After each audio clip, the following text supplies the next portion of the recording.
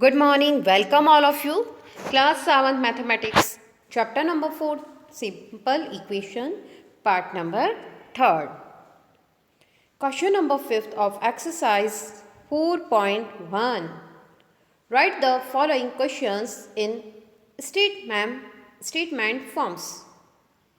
बेटा हमने कल क्या किया था, हमें यहाँ पे स्टेटमेंट दिए गए थे पिछले क्वेश्चन में और हमने उसकी इक्वेशन बनाई थी, इक्वेशंस लिखी थी।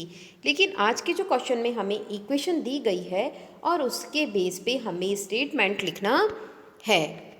फर्स्ट आप यहाँ पे देख रहे हैं p+4 यानी किसका सम किया गया है, p एंड 4 का।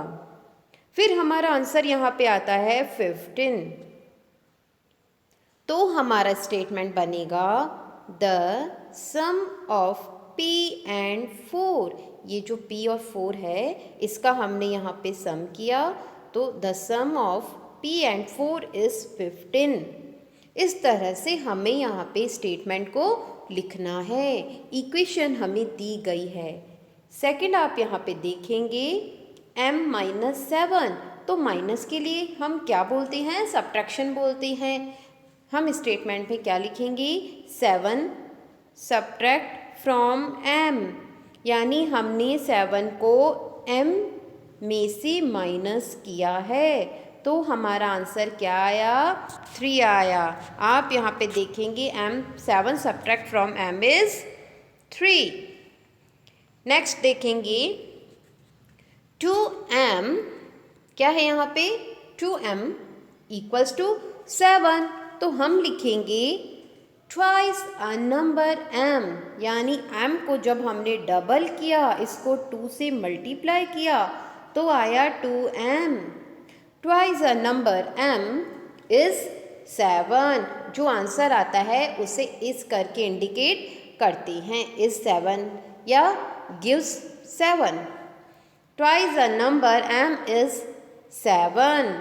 नेक्स्ट इक्वेशन है m डिवाइडेड बाय 5, है ना।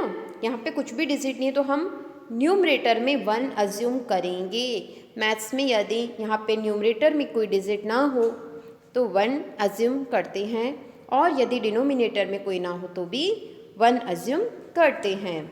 इक्वल्स टू यहाँ पे 3 आ रहा है, तो हमारा इक्वेशन बनता है यहाँ पे स्टेटमेंट में 1/5 ऑफ अ नंबर m, क्योंकि हमें यहाँ पे m दिया गया है, यानी हमने क्या किया, 1/5 of a number m is 3।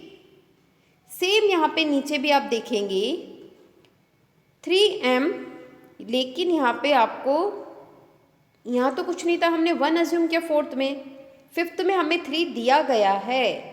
Okay, 3m divided by 5 equals to 16। But आप जब इसे एज अ स्टेटमेंट फॉर्म लिखेंगे तो आप यहाँ पे लिखेंगे 3/5, यानी हमने क्या किया है, 3/5 कर दिया ऑफ अ नंबर m का 3/5 कर दिया इज 16।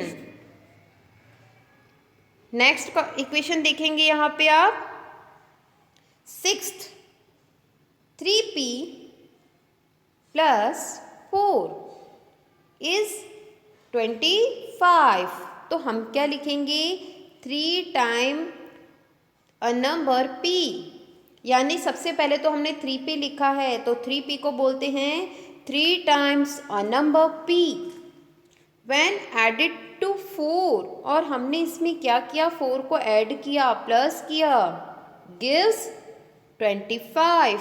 मैंने पहले भी बताया था, हम इज लिख सकते हैं, गिव्स लिख सकते हैं, ओके, गेट लिख सकते हैं। Seventh 4p minus 2 equals to 18. Both equations are same, only a signs difference here.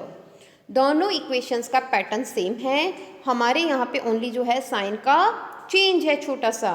तो आप लिखेंगे 2 को सब्ट्रैक्ट किया गया है, 2 सब्ट्रैक्टेड, 2 को माइनस किया गया है, किस में से, 4p में से, from 4 times a number p, is 18।